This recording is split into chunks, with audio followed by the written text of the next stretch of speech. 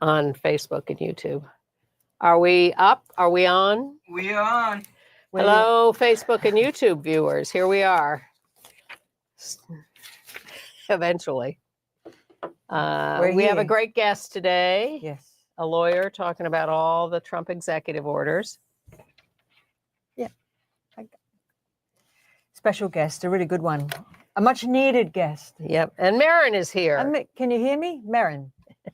The Aussie girl's back. That's right. All right. You got your headlines ready? I do.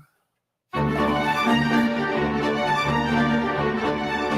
we have to really escalate the noise we make so that we'll be heard.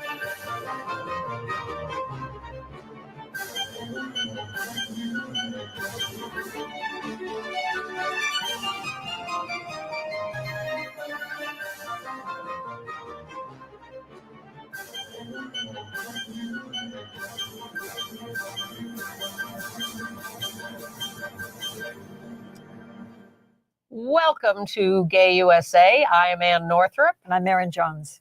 Andy's off this week. Marin has kindly joined me at the anchor desk here to go over the end of the world. That's right. Post-mortem now. Yes. Well, Donald Trump is coming after LGBTQ people with a sledgehammer in his many executive orders. And he's after the T. He has an executive order about gender ideology, trying to make all of us gender non-conforming and transgender people disappear. And lest you thought we could improve our standing in the Senate, no, even more anti-LGBTQ senators are replacing J.D. Vance and Marco Rubio.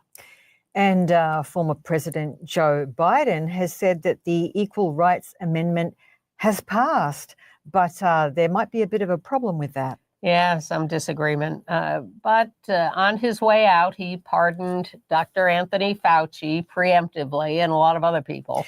But unfortunately, he appears to have overlooked a court order that the military should accept HIV-positive service people. Just confounding.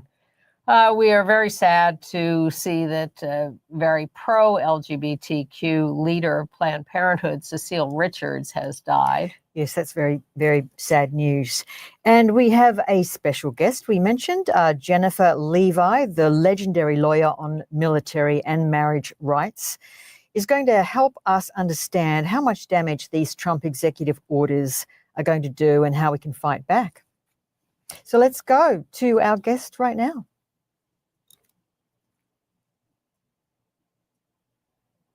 So we're here very happily with Jennifer Levi of Gay and Lesbian Advocates. Wait a minute, I just screwed that up. We have to start again. 3, 2, 1. Jennifer Levi is the Senior Director for Trans and Queer Rights at Gay, Lesbian, Bisexual, Transgender, Queer, GLBTQ, Legal Advocates and Defenders, known as GLAD, G-L-A-D. Jennifer has been a lead counsel in cases on the military, marriage, and other issues across the board. And we are thrilled to be able to have her with us today to discuss all the things that Trump is imposing on us. Thank you for joining us, Jennifer. Thank you. Yeah, thanks for inviting me. Such an important conversation to be having in real time. Exactly. So first of all, let's start with this whole order about gender identity and how they're redefining sex as just two sexes. What's your read on that? Yeah, I mean, this executive order, which is titled the Gender Ideology Order, is a broadside attack on transgender people. It sets into motion some pretty immediate changes across the federal government that are designed to make transgender people's lives more difficult. And then it also initiates some steps towards really rolling back protections under federal law that have been important for transgender people, but that have been important for lesbian, gay, bisexual people and women more broadly as well. Well, he, in fact, rescinded every executive order that Biden had done that were supportive of LGBTQ people.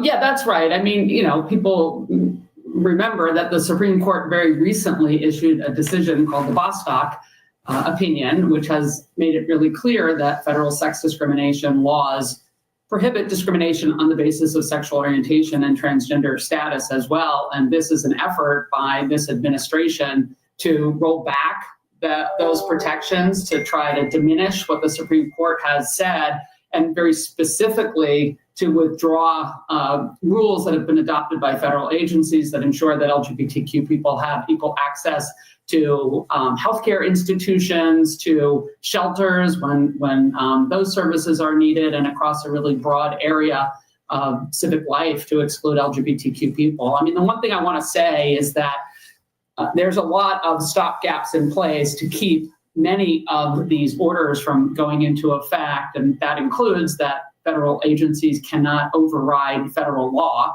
Federal law is still in place, but we'll definitely see proposed rules and policies rolling out from across a wide range of federal agencies to try to put barriers in people's way, and certainly in transgender people's way, for starters.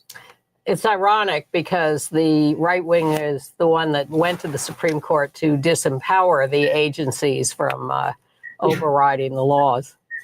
No, I think that's a really important point, right? Some of the things in this executive order are going to happen quite quickly. For example, the order specifically directs the Department of State to stop issuing passports for transgender people that reflects who they are. There's a specific direction as well to the Federal Bureau of Prisons to stop providing healthcare for transgender people who are incarcerated, not to place transgender women in women's prisons. And that's going to cause real harm to people. People are really going to suffer because of that. But to your point, there absolutely is very clear Supreme Court precedent that says, federal agencies can't not only override federal law, but there's no basis for deferring to agencies that interpret federal law in incorrect or misguided ways, or ways that are inconsistent with federal law. So that's why I was saying there's a lot of stopgaps along the way, including that we will see litigation, lawsuits being brought to challenge what this administration has said that it will do to make LGBTQ people's lives harder. Jennifer, can I ask you, some of the immediate fallout from this does indeed apply to trans women and gender non-binary people, but for some of us cisgender, queer or gay women, how might this affect us in ways we haven't initially thought of? Yeah, I mean, this is where it's really important to understand that the Supreme Court has said sex discrimination prohibitions in the workplace prevent, for example, employers from requiring people to meet gender stereotypes for women to dress a particular way or act a particular way in the workplace. And, this administration has been really clear that what it wants to do is put back in place social and cultural norms that, put women in traditional roles and stereotypical ways that have been really harmful in the past. And I think that's what this executive order potentially unleashes. I'll also say we have a Secretary of Defense that has been confirmed who has said publicly that he doesn't think women can serve in all roles in the military. I think those are the ways in which this administration is looking to set the clock back for LGBTQ people, but women as well, all people. It seems to me that it would be profoundly depressing is a mild word, given what I think this is going to do, but profoundly upsetting to people who are having their very existence redefined by monsters who want to erase them. Yeah, here's the reality, and we all know this, that transgender people live and work throughout all of our communities. There are transgender people who are doctors and lawyers and business people and first responders, and that's not going to change. There's no federal policy that can change that.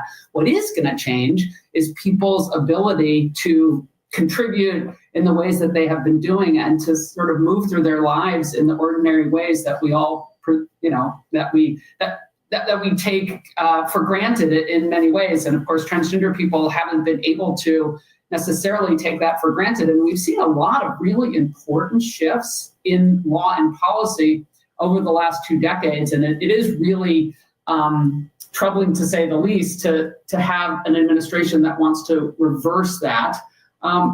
Just for example, I think that President Trump has said that he intends to reinstate the ban that on military service that he had announced in 2017. And that's bad for everyone. I mean, it's bad in part because transgender people are serving at the highest levels of the military, but it's also destabilizing for the military and for national security to have policy around, national security and military support be driven by politics and driven by a goal of demonizing a community of people. I mean, transgender people have been experiencing that.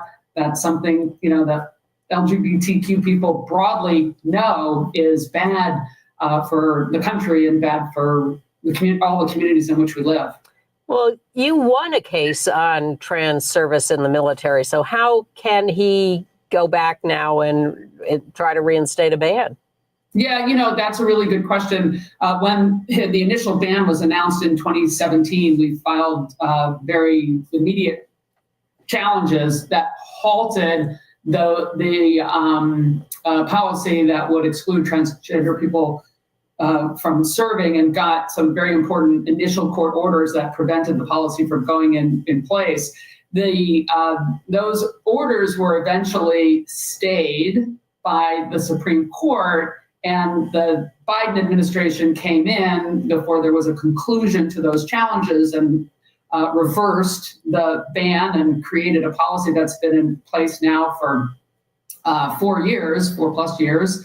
And so the legal case wasn't fully resolved the first time around, but we got very important early decisions that make it clear that if somebody can meet all of the criteria of military service, there's no justification for excluding them from an ability to serve just because of who they are.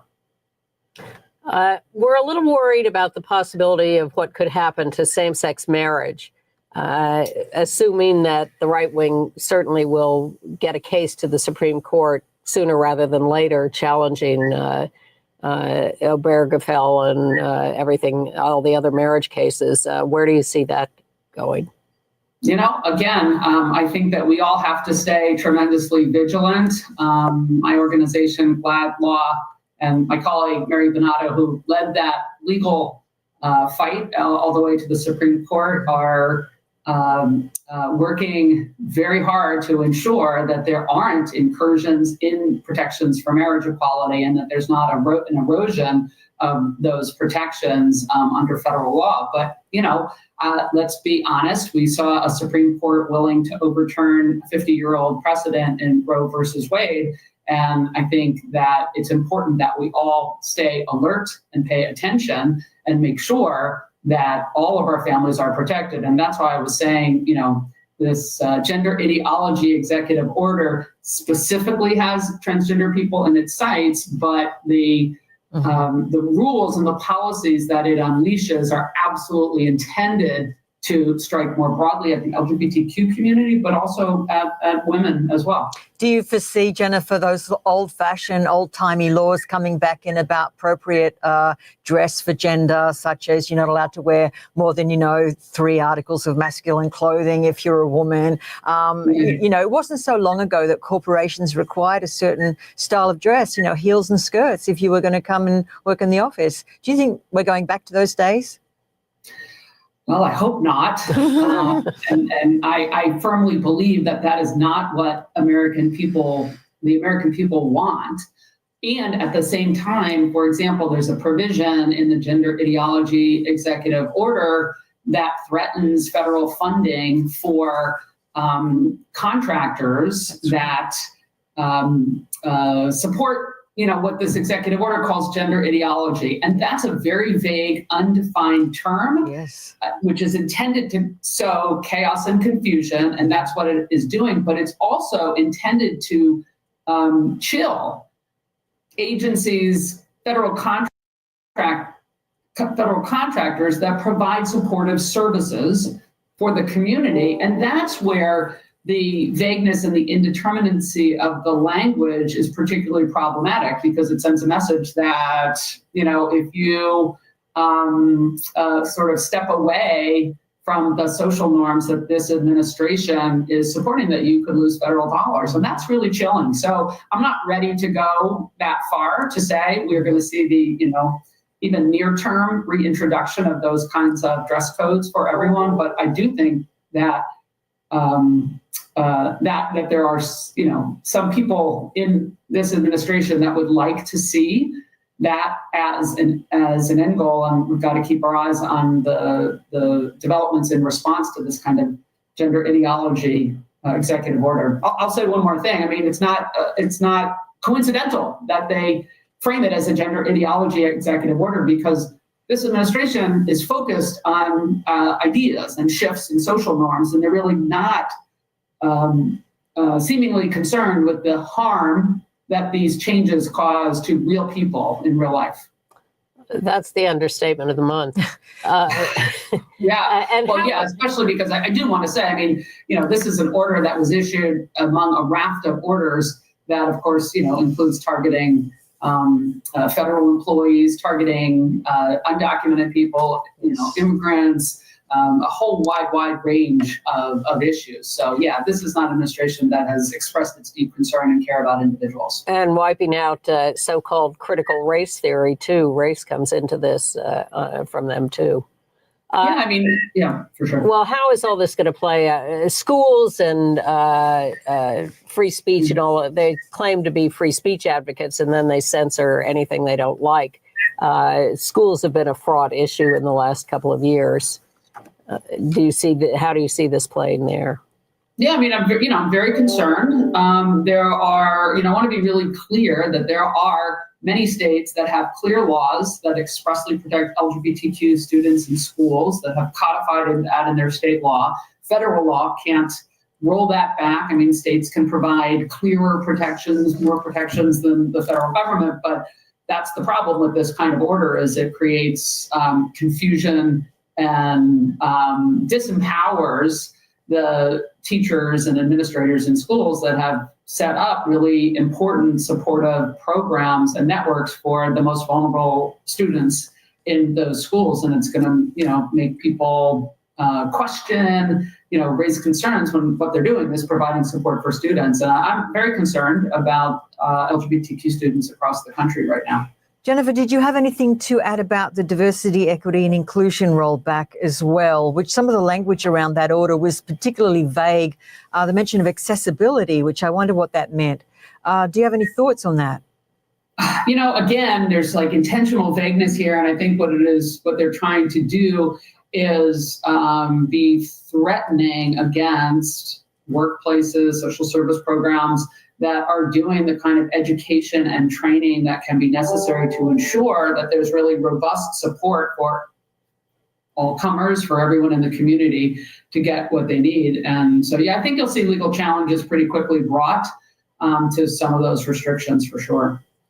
And one of my main concerns is that Trump is a rule breaker. He has no respect for norms or laws or anything else. He really wants to just be a king and do what he wants to do, which I think is clear on that first day where he was a dictator. If courts decide in ways he doesn't like and he doesn't want to follow court orders, what's that going to set up?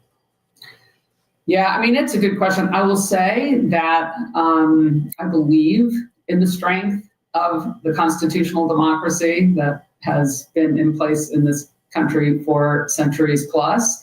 And I also believe in the American people. And I think that there are lines that could be crossed that go too far.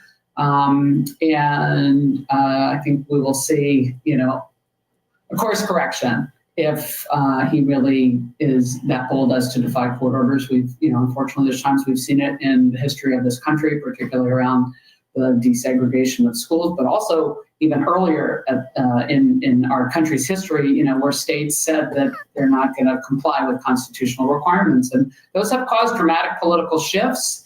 The country is held strong. And I actually have confidence in the American people that there will be bulwarks against that kind of government overreach ultimately. But it's not going to be, it's going to be a hard time. It is a hard time right now. We're getting calls like flat law from people who are already being impacted by the announcement of these federal shifts. So I would urge people in the community, stay in touch with the resources across the community, legal resources, social resources, support groups, community centers. It's a time to really, reach out to one another and hold each other strong as we build back the base to push against the shift that we've seen. Well, I think that's a good semi-optimistic place to end this. Yes. Thank you, Jennifer. Jennifer Levi, Senior Director, Transgender and Queer Legal. queer rights at GLAD Law, GLBTQ Legal Advocates and Defenders. Thank you. A pleasure to talk to you. I hope we do it again soon. Thank you Thanks. so Yeah, great to talk to you both. Thank you. Thanks. Bye. Well, that was fascinating. Hopefully not too depressing, but thank you, Jennifer Levi, for joining us today. Yeah, I was glad she ended on a semi-optimistic note. I'd like to think we can fight back on this stuff, but man, that was wild, that inauguration day. Oh, you mean the coronation? Well, it was. He said he wanted to be a dictator on day one, and he was. He just boom, boom, boom, put out all those executive orders. We have this ludicrous picture of him holding up. Yeah, there he is, sitting in a sports arena, signing executive orders. With a scarily huge signature. If any of you are into graphology, Google that signature. It's quite a terrifying thing to look at. It is, but he was not totally unopposed on that day. We have our Episcopal Bishop, Marianne Buddy, to thank for doing some pushback. I hope that others take her lead in this. Let's look at what she said to him. In the name of our God, I ask you to have mercy upon the people in our country who are scared now. There are gay, lesbian, and transgender children in Democratic, Republican, and independent families, some who fear for their lives. That was pretty gutsy. Yeah. I have to say that was pretty badass. But did you notice the reaction amongst the Trump clan in those three pews? Everyone was kind of whispering and rolling their eyes. Yeah, and they were not fidgeting. happy. And she went on to talk about immigrants and what an enrichment they are to the country, and how they pay taxes and they work and they're peaceful. They're not all criminals. Yeah. So, yeah, exactly. So good for her. But President Trump did speak to reporters after that, and he said he thought the service wasn't very good and they can do better. Yeah, what was that all about? Anyway, so he went down his whole laundry list of executive orders, took us out of the World Health Organization. Yikes! I mean, his address was quite incredible in the sense that he didn't ramble and he didn't make many stuff-ups. But some of the language, like this phrase, he said that he was going to stop the social engineering of race and gender into public life. And I thought to myself, well, first of all, is that what is happening? Of course But not. second of all, we must socially engineer equality. It doesn't just happen automatically. You have to seed it into public life. Otherwise, Well, he wants to keep it all white and straight and mostly male. This is Project 2025 come to life. And I must say, all the people who've been saying for months, oh, you're just catastrophizing. Let's see what happens. See what he Let's take a does. wait and see attitude. Well, what do you think now? Have you gotten on board with the idea that he is trying to be a dictator? Because he is. Were there any highlights of the inauguration that you thought were particularly well done, or was it all just a grotesque horror show? Well, I watched the whole thing Yes. because here I am doing the Gay USA show and I feel compelled to watch it. And frankly, even if I weren't, I'd be watching because I feel I have to keep an eye on things. Yes. And everyone who says, I'm not watching, I don't want to see it. Well, fine. What are you, an ostrich? Put your head in the sand and act like nothing's going on? I quite liked that they moved indoors to the rotunda because everyone was closer together and it was easier to really observe these people up close, to really look at, Elon Musk's awkwardness and Zuckerberg and Bezos and Sanchez, and you could really see what these people were like. And it didn't give Trump the opportunity to say, I have 1 million people on the mall who came to see me. No, but it was terrible. So he did his executive order defending women from gender ideology extremism and restoring biological truth to the federal government. Yeah, that's the name of it. That's the full official name. Well, this means that people, as we've talked to Jennifer about, people cannot designate themselves as anything but male or female. And that's going to really mess with a lot of people's heads and existence. So the thing about passports, for instance, is you can keep your current passport that might have an X marker or designate you as non-binary or whatever.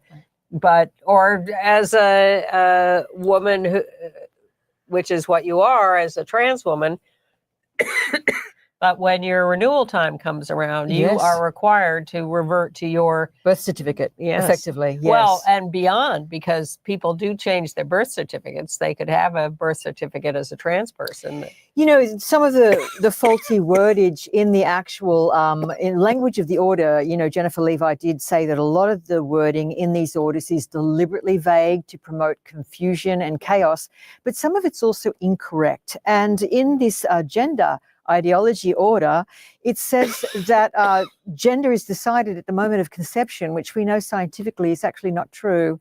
The fetus doesn't really establish its gender until sometimes several weeks into Aren't all fetuses female until some of them become male? Yes, so the moment of conception. So that is scientifically incorrect to begin with. So you do wonder about the basis of some of these orders. Well, they've defined it as a human being who produces sperm or a human being who produces eggs. Yes, the large or the small.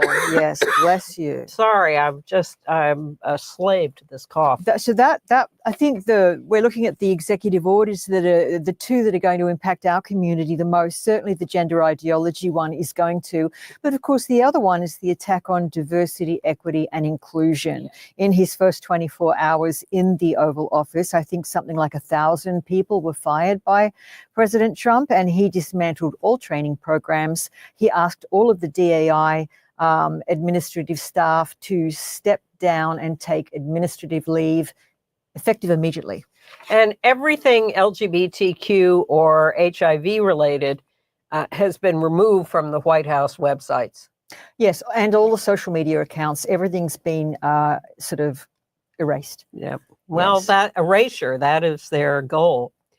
All right. Well, you know, the amusing moment in the inauguration was him taking the oath and neglecting to put his hand on the Bibles that Melania was carrying. She had two there, but she didn't step up quite far enough. I don't know whether he was deliberately not putting his hand on them or Does just that mean forgot. he didn't technically take the oath? No, you're not required to put your hand on the Bible. You're required to swear directly that you're, you know, going to uphold the Constitution. So we can call him a liar right there. Well, yes, but also his relation to religion is so strange. I mean, for the amount of times that he invokes it, during the press service, the national press service, he looked completely bored. He looked like he was about to nod off and fall asleep at any moment. And he looked very irritated by almost everything that was said by any of the interfaith clergy. Well, he didn't look very bored 8 years ago when he first became president, and his first foreign trip was to Saudi Arabia. And he was quite happy to put his hand on the glowing orb there.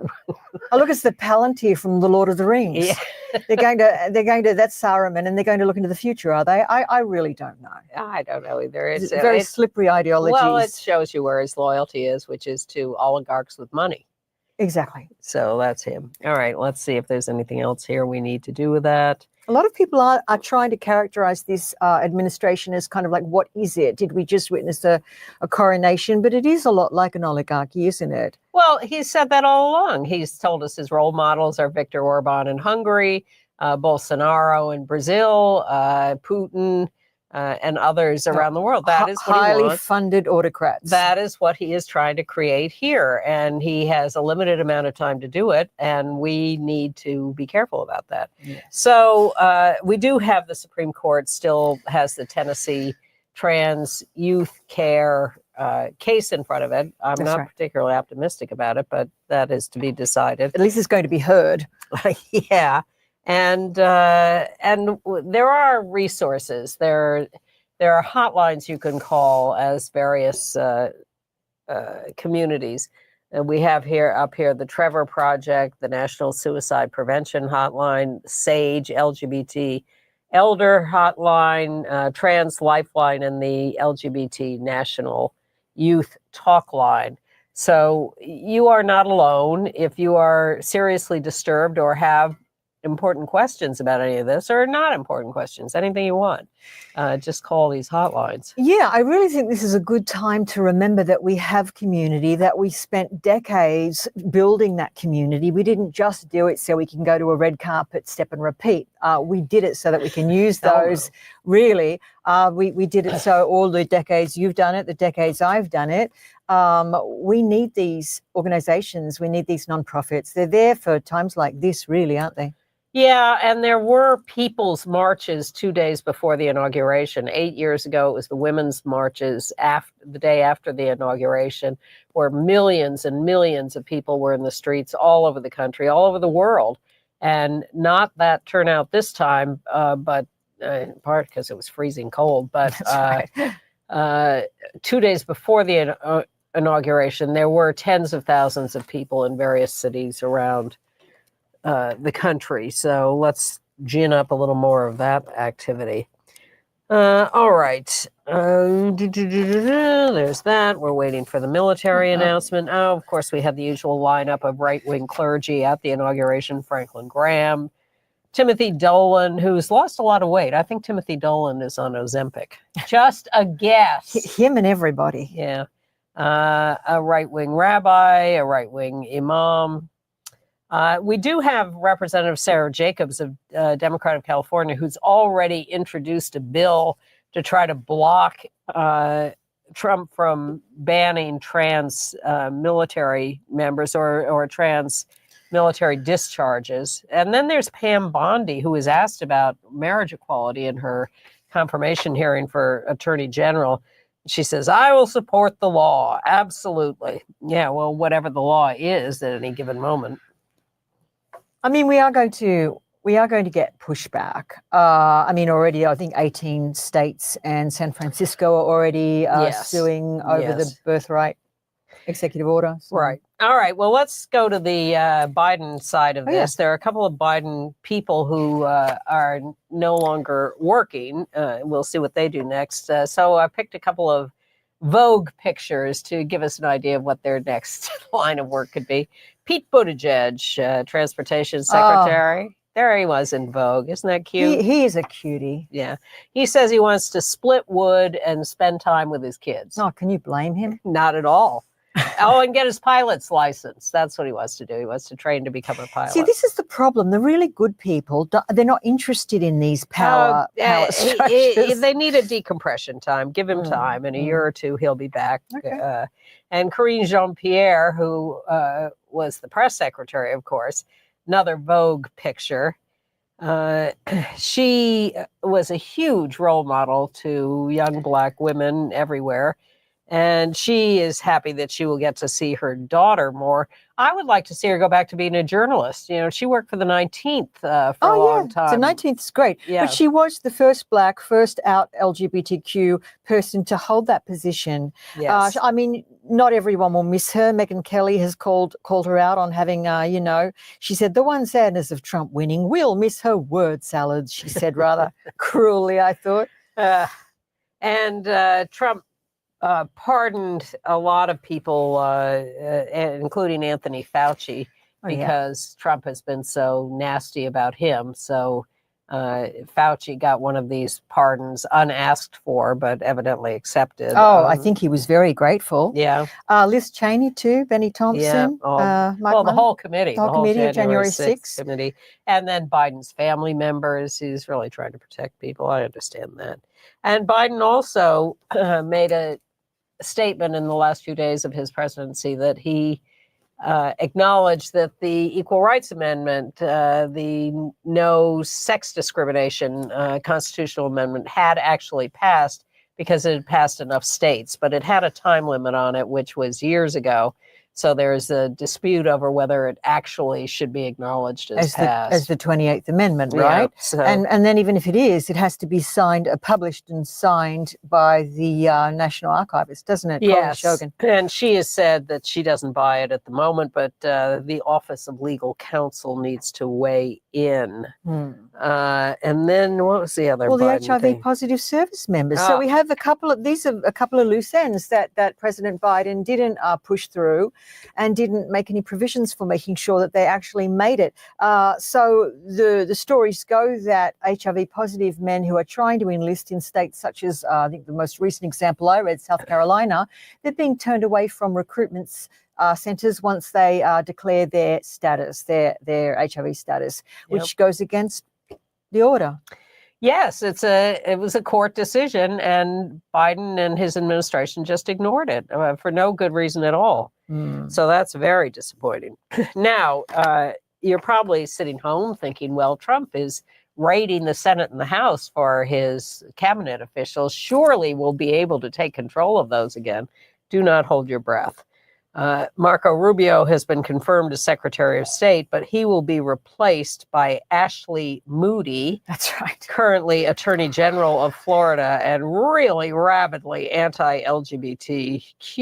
So don't expect her to do us any favors.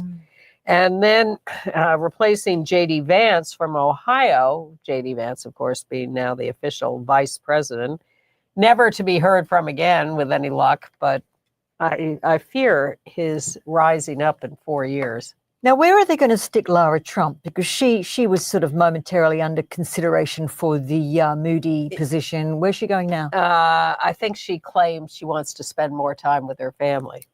But Vance is being replaced by Ohio Lieutenant Governor John Husted, who is anti-same-sex marriage, but pro-adoption, anti-trans people in sports and getting health care, and anti-LGBT bills for school issues.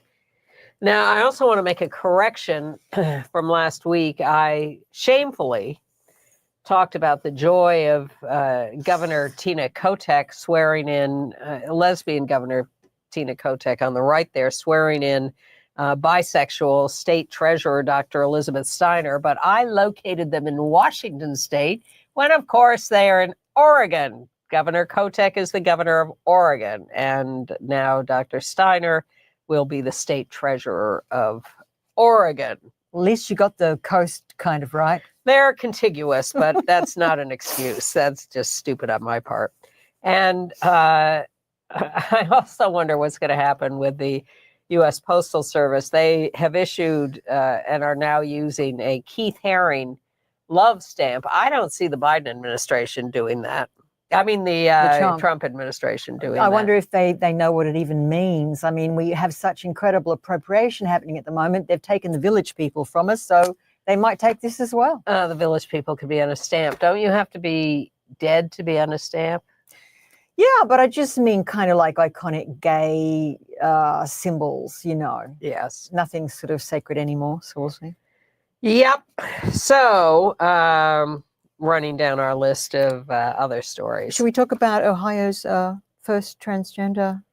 Oh, sure. City council member in St. Mary's, Ohio, which is a small town. Adrienne Childry has been appointed. Ariane, Childry has been. She's the first out transgender person on any city council in Ohio.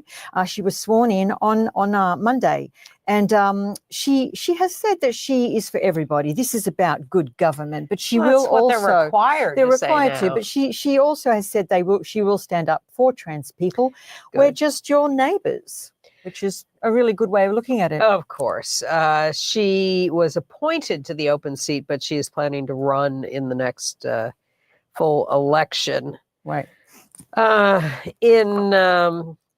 The Supreme Court has agreed to hear a lawsuit by Maryland parents who want to opt their children out of LGBTQ lessons, claiming their religion allows them to be exempt from lessons that include mention of LGBTQ people. And the use of storybooks as teaching aids. Yeah. So, I mean, my whole issue with this as a former educator is once you have the syllabus, you have the syllabus. That's what was decided on. It kind of defeats the purpose if you can kind of cherry pick which parts of the syllabus you expose your children to. Don't you think? It's strange to me. And previous court decisions have said, look, if you want to teach your children differently, go right ahead. There's no need to take them out of the classroom when these things are being taught. They can be taught by you to have a different point of view. So we'll see whether the Supreme Court goes along with that precedent or not. Because if they don't, if they say that you can opt out, there are other states that mandate LGBTQ lessons in their schools. California, New Jersey, I think, maybe New York. So all of that is at risk with a case like this. You talked about the trans woman in Ohio taking the city council seat. Well, Representative Sarah McBride, the first out trans member of the U.S. House of Representatives from Delaware, has been named the deputy whip for policy among the Democrats in the House. So she's making a big impression early on. And we had some news on North Dakota, didn't we? That a judge in North Dakota has this was actually good news. Well, he rejected the state's effort to stop a trial on whether trans youth deserve care in the state. Right. So the case of TD versus Wrigley, it is going to trial on January the 27th. Yes. And the plaintiffs there are 3 young trans North Dakotans who are basically going to hopefully become a test case because they're seeking to block the state law that prohibits them getting any kind of health services. Well, this is... Any kind, I think. Yeah, okay. This is very similar, I assume, to the case that is in front of the Supreme Court right now from Tennessee. So, but I will say, yeah, Tennessee, but North Dakota, way to go. I mean, you don't expect these kinds of cases to come out of states like that, but let's not be too parochial. No. I think it's terrific. I think it's those are the states that if the cases are happening there, this is fantastic to demonstrate this. Well, in Illinois, they decided that when trans people change their names in the records, they're no longer required to publish that publicly. Very standard that you have to publish things like that in some local newspaper, but they decided that was too dangerous for them. So they're no longer going to require that, which is good. But in Montana, they have a bill, HB 121, no trans people in public building bathrooms. It has passed the House on a 3rd reading, I think. Now, what's a public building? Is that like a library? Or it's every government building, which does include things like libraries. Wow, that's not good. It's terrible. It's all about exclusion and erasure. And yes. We don't want to deal with this. It's too icky. We don't want these people around us. We want to just live our little cloistered lives because we don't see the value in diversity. We want just our people. And in this Montana bill, if you see a trans person in what is considered the wrong space, you can sue. You can get money. Is that the one they're offering bounties for? Yeah, that was it. Yeah. Really terrible. All right. The Trevor Project is restructuring and instituting layoffs. Because there are more and more demands for help and their fundraising's down a little in the bad political climate. So they're having a little trouble. Now, we have to keep an eye on this because with these executive orders, Trump is going to make it very difficult for corporations to be funding our organizations.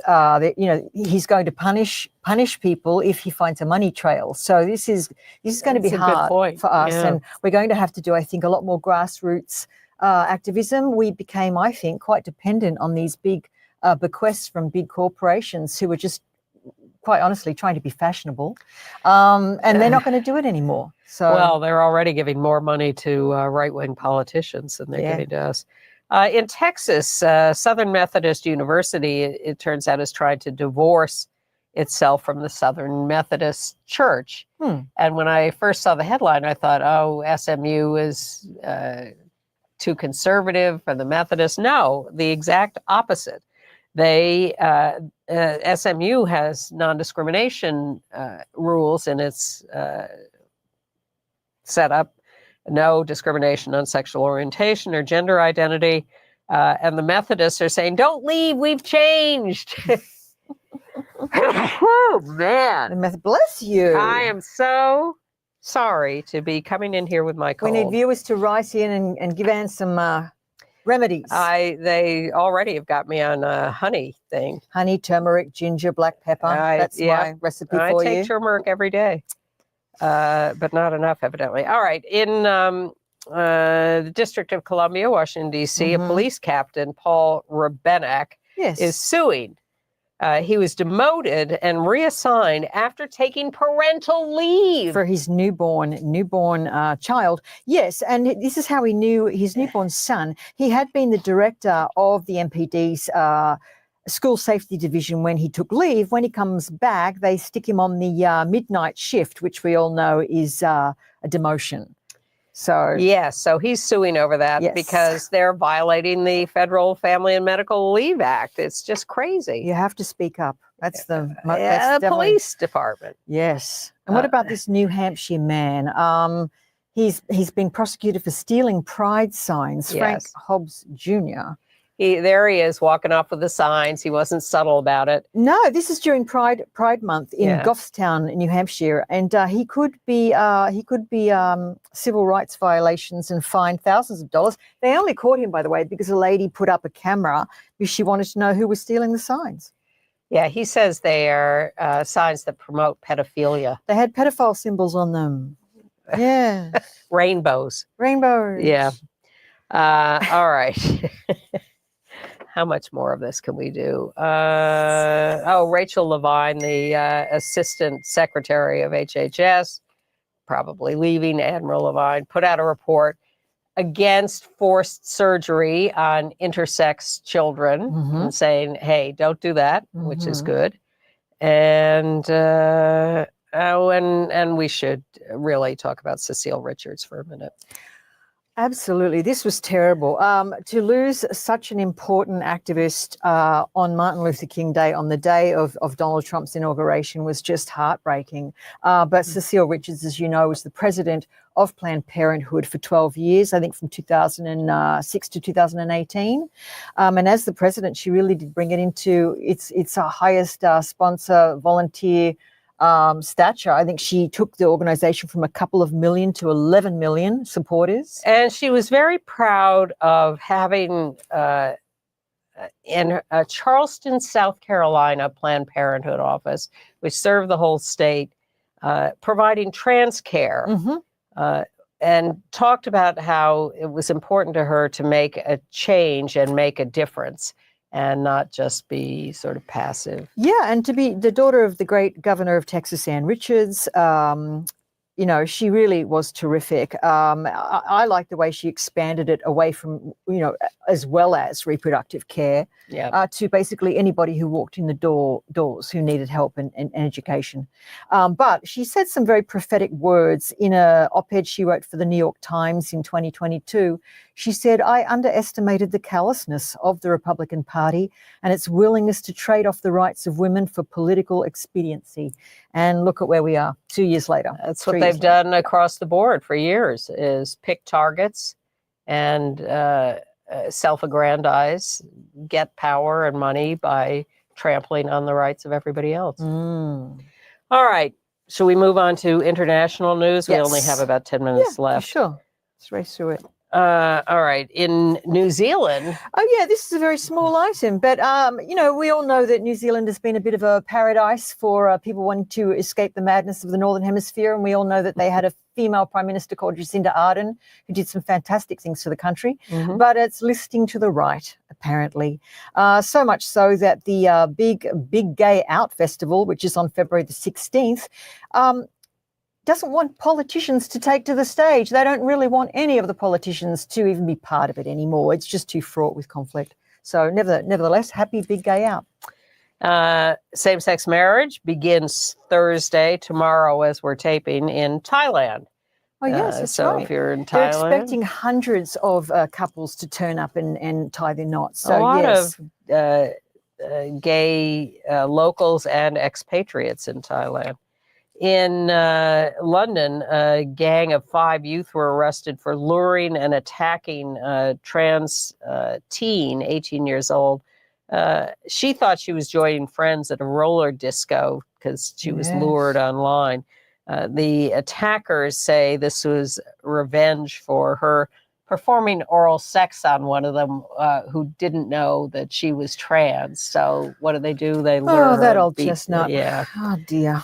Stabbed her, beat her up. Well, they're getting sentences up to 8.5 years. They supposedly apologized, but we're not buying it.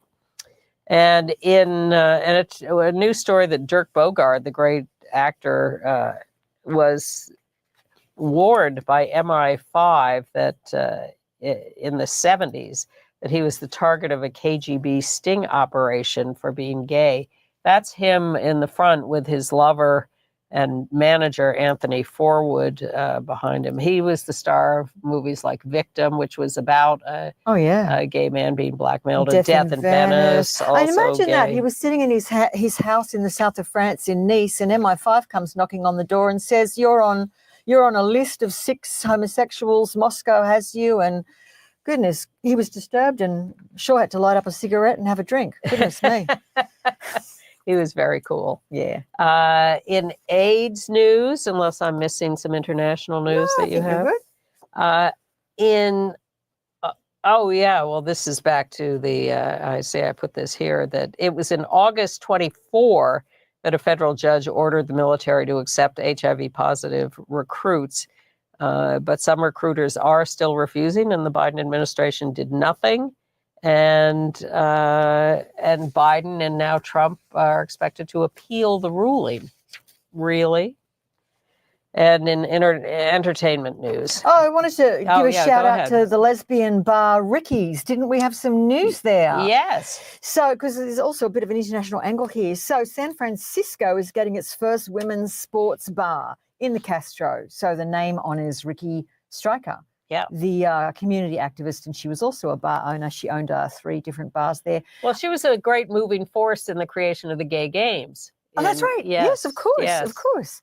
But the 2 entrepreneurial women, Sarah Jurgovich and Daniel Toe, I really do wish you all the best. It'll be the first lesbian bar there in decades. It's going to be opening this summer. In the Castro. In the Castro. But listen, we just lost Australia's first women's sports bar, the Ladies League in Sydney in Darlinghurst. It's just closed its door after 5 months. Owner Rose Valenti was trying to appeal to queer women's sports fans and just couldn't make it work. Well, in Portland, Oregon, they have the sports bra. Oh, that's right. I've heard of that. Which is now talking about franchising far and wide. Alex Ohanian, Serena Williams' husband, is one of the people involved in the financing of that effort. Yeah, look, it's really hard to make lesbian businesses work. I mean, it really is. Women earn about 20% less than men, and they're by nature often a carer of somebody else, and they're quite frugal. So good luck. Frugal is right. Now, Saturday Night Live this last week, Dave Chappelle back to host again. Believe me, you think the inauguration was tough to watch. I watched Dave Chappelle host Saturday Night Live, and the word on it has been, oh, wasn't he great? He's talking about peace and love and people coming together and blah, blah, blah. Yeah, except that he throws in a few homophobic jokes along the way just to remind people that he still has an edge. So the one in particular that caught my ear was he was talking about the LA fires. He said, of course, West Hollywood didn't burn because they're already flaming there.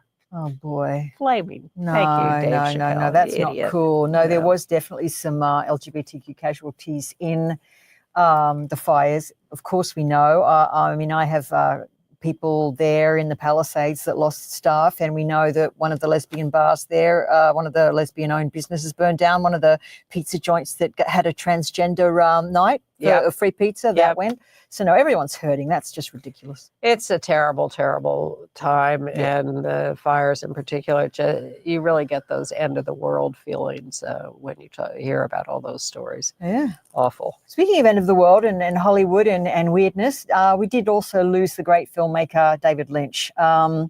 who wasn't a gay filmmaker, of course, we know this, but there were certainly gay elements to his work. Very progressive, very Yeah. forward-thinking in that. Yeah, he was celebrated. One of the new queer filmmakers, Jane Schoenbrunn, who directed I Saw the TV Glow, said he was the first to show me another world, a beautiful one of love and danger I sensed but had never seen outside of sleep. He dedicated his life to opening a portal. Yeah, so you can binge watch Twin Peaks and Mulholland Drive. Well, Twin Peaks had a trans character. That is David Duchovny playing a trans character. Playing a trans character. Now, that would not happen today. It wouldn't, would it? That's the FBI agent. Is it Denise Bryson, who's a kind of a cult figure, I believe, of fans from Twin Peaks? I never watched But Twin Peaks. I suppose he'd be cancelled today if he did that. And also Mulholland Drive, we have the two actresses, Naomi Watts and Lara Elena Herring. That's actually Melissa George there. But that was a big deal when that came out in 2001. It was kind of like people actually thought it was a lesbian movie. Some people still think it is, but it's not really. It's really about dream states, surrealism. This is why I never got into David Lynch. It's more Kafkaesque. It's less, like gay rights than it is. Give me reality TV. Yeah. I'm sorry, I'm too I'm not imaginative enough to go through that. There's some stuff like that. But by all accounts, he was a good guy. People called him Buddy Dave. Well, look at him. He was doing these kinds of themes very early on. So good for him. Now, Andy, who will be back here next week, may be replacing me because I have to shake this cold. It tells me that you had a contrary opinion of Gypsy to him. No, we overlapped. I love Audra. Audra McDonald. Audra McDonald. I loved Rose. it. For me, it just felt like a very strange production. Everyone was sort of turning themselves inside out, trying to meet these. This is a musical that most people consider to be the greatest American musical of all time. That I do disagree with. I happen to think West Side Story is the Pretty greatest. great. Yeah. I find the story of Gypsy a little too specific. But most of the gay guys I know, they do have it ranked way up there. Well, the music is wonderful. Yeah, I found the first act of this incredibly long, incredibly slow, and incredibly forced. Yes. This is why I turned down most of Andy's invitations to Broadway. Yeah. Anyway. All right. Well, here we are at the dawn of the destruction of the world. No. Do you know, to quote Cecile Richards, and this is the thing. You have to remember who her mother was, Ann Richards. And Ann Richards famously said, or I'm paraphrasing her, she said, it's not one thing after another. It's the same damn thing every day. And we really have to just keep fighting. It doesn't end. It keeps coming back. And you have to keep going. And as Jennifer Levi, our guest at the top of the program, said, she is optimistic. She thinks we can fight back. We just have to take the power. And it seems awfully hard when you have a dictator who just rides roughshod over everyone in his path. But he's not indestructible and he's not superhuman. And we have to No, an outsider's perspective from me, if you want to hear it, my 2 cents worth, I'm never surprised by Donald Trump. He's been like that since I first heard of the man. True. He's going to try it. He's going to try and sell you a steak. He's going to try and sell you a Trump coin. He's going to try it because he understood the message and this is what he thinks his life purpose is. It's our job to push back, right? And our job to say goodnight, and we'll see you next week. Bye. Thank you, Maren.